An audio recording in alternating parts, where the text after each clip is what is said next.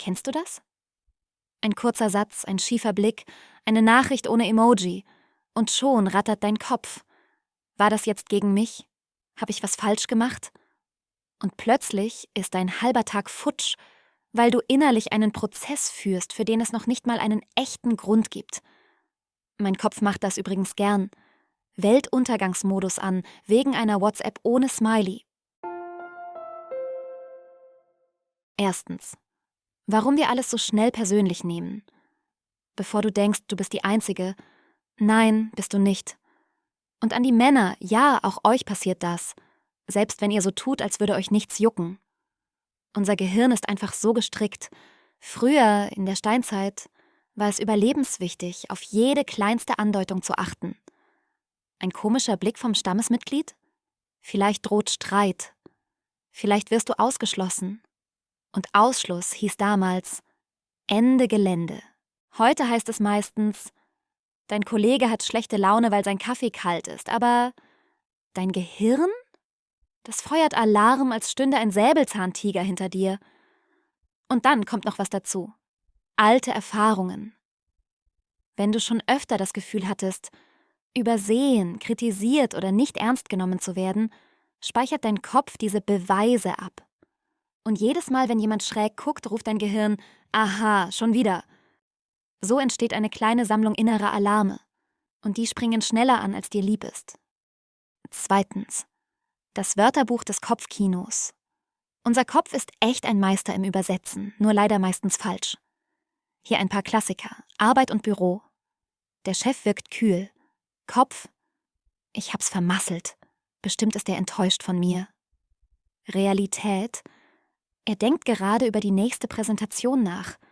Oder daran, wie er den Stau heute Abend umfahren kann. Kollegin lacht im Büro. Kopf. Bestimmt über mich. Realität. Sie hat gerade ein lustiges Meme gesehen. Partnerschaft und Zuhause. Dein Partner räumt die Spülmaschine um. Kopf. Offenbar mache ich alles falsch. Realität. Er hat einfach seine eigene Routine und macht's halt anders. Dein Partner vergisst, etwas einzukaufen. Kopf. Mir hört er nie richtig zu. Ich bin ihm egal. Realität. Er hatte einfach 1000 Dinge im Kopf. Und das Brot hat's nicht auf die Liste geschafft. Freunde und Alltag. Ein Freund antwortet stundenlang nicht auf deine Nachricht. Kopf. Er will keinen Kontakt mehr. Realität. Handy weggelegt. Arbeit, Kinder, Alltag, Akku leer, ganz banal. Jemand antwortet nur mit okay. Kopf. Oh Gott, der ist beleidigt. Was habe ich falsch gemacht? Realität. Person sitzt im Bus, tippt mit einer Hand und hat gerade keine Lust auf Romantippen. Manchmal ist es fast schon lustig, wie kreativ unser Kopf ist. Ein echter Dramaproduzent. Drittens, was es wirklich bedeutet. Das Wichtigste ist, nicht alles dreht sich um dich, auch wenn es sich manchmal so anfühlt. Ein kurzer Tonfall, ein genervtes Gesicht, ein abgehacktes Okay, das sagt meistens mehr über den anderen aus als über dich. Vielleicht hatte die Person Stress im Job. Vielleicht schlechte Laune, weil das Frühstück ausfiel. Oder einfach den Kopf voll mit ganz anderen Dingen. Stell dir vor, jeder Mensch läuft mit seiner eigenen inneren To-Do-Liste herum und du warst in dem Moment einfach nicht der Hauptpunkt darauf. Viertens, wie du lockerer damit umgehen kannst. Okay, und was tun wir jetzt mit diesem Wissen? Erstens, Stopp. Nicht sofort ins Kopfkino einsteigen. Kurz innehalten, atmen, warten. Meistens klärt sich die Situation von allein. Zweitens, frag dich ehrlich, bin ich wirklich gemeint? Ganz oft ist die Antwort nein. Drittens, dreh's um. Humor hilft.